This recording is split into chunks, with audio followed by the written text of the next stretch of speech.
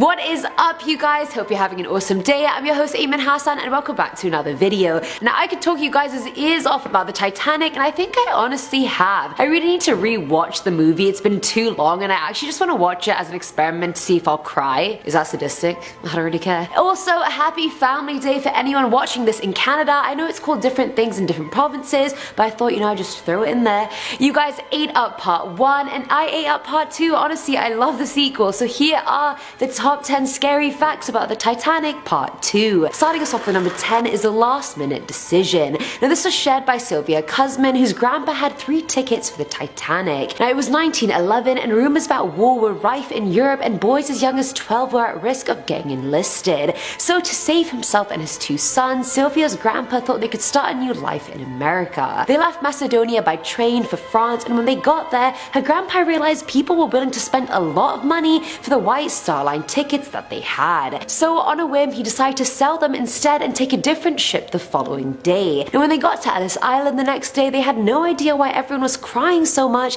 until they realized this ship they were meant to board the previous day was the Titanic. Coming in at number 9 is the Unsinkable. Molly Brown was one of the most famous survivors of the Titanic, and after the wreckage she said this while being interviewed: "Typical Brown luck, we're unsinkable." And the woman was courageous, I'll give her that. Crewmen had to rip her away from helping other passengers and had to physically push her into lifeboat 6. She then started arguing with the quartermaster Robert Hitchens, who was in charge of the boat. She urged him to turn the hell around and save more passengers because lifeboat 6 was the infamous one that left the ship without even being half full with passengers. What a waste, people, but we'll get into that later. At number 8 we have John Jacob Astor. Now this American businessman was the richest passenger aboard the Titanic and rumored to be one of the richest people in the world at that time. His net worth was close to $87 million when he died, which is about $2.3 billion today. Now, despite being a first-class passenger and presumed to be snobby, he genuinely wasn't. He safely got his pregnant wife Madeline on a lifeboat and asked if he could get on with her to protect her, but was refused. All the women and children had to board before the men could, so he got told the number of her lifeboat and waited. As the time finally came and he was about to board the lifeboat, he saw 2 terrified children on deck and gave up his place on the lifeboat for the 2 kids. He sacrificed himself, his child's future father,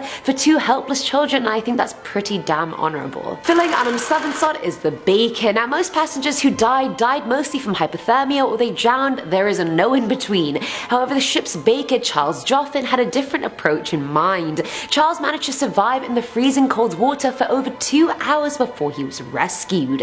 How did he manage the impossible? Because of all the whiskey he had drunk on the ship before it went down. He claimed he was treading in the water and barely felt the temperature, which I feel like great for him, but I don't know if I would have been able to survive that and paddle if I was drunk. And it really was a 50-50 because either alcohol can slow your heat loss or it can increase your risk of getting hypothermia, so it really was a life or death bargain. I think he was reported saying that he knew he was gonna die, so he wanted to die drunk. That paid off, didn't it, Charles? Yes, it did. Now at number 6 is Collapsible B lifeboat. In a situation like that, you can very well imagine how frantic and terrified everyone was from the first emergency bell going off till the very end. The Collapsible B was one of the 4 collapsible boats aboard the Titanic, but sadly it was never launched. While the crew was trying to fasten it to the davits, it fell off the roof and landed upside down on the boat's deck. The water then washed over that area just as that happened, and so Collapsible B was being washed away from the ship. But desperate times call for desperate measures. 30 people, mostly crewmen,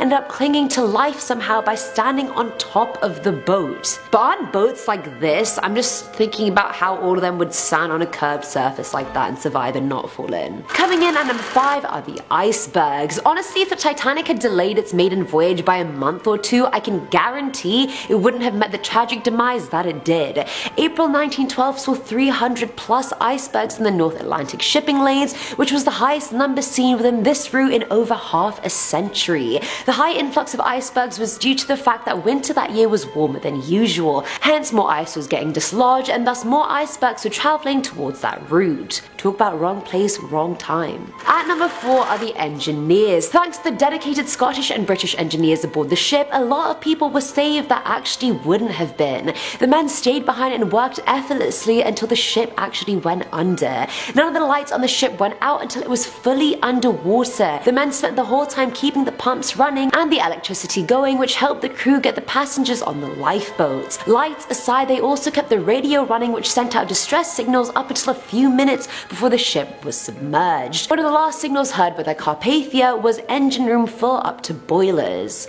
aka full of water.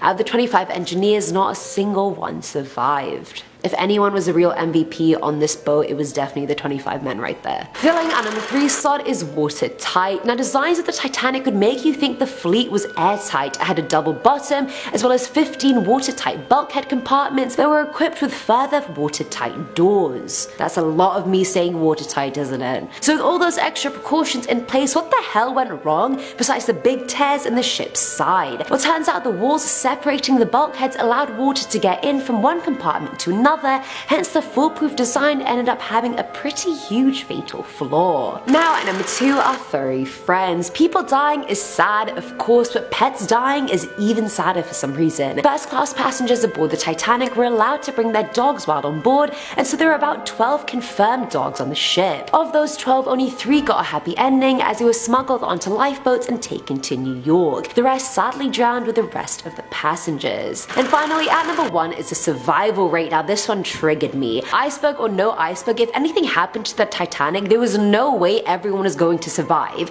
If anything, they actually ensured that there'd be no conceivable way that everyone aboard would survive. 2,224 people were aboard that ship, and despite having 16 lifeboat davits that could each lower 3 boats, making the total 48. The Titanic only carried 20 lifeboats, and 4 of those were collapsible, which ended up being problematic as hell and very hard to launch, as I mentioned with collapsible B.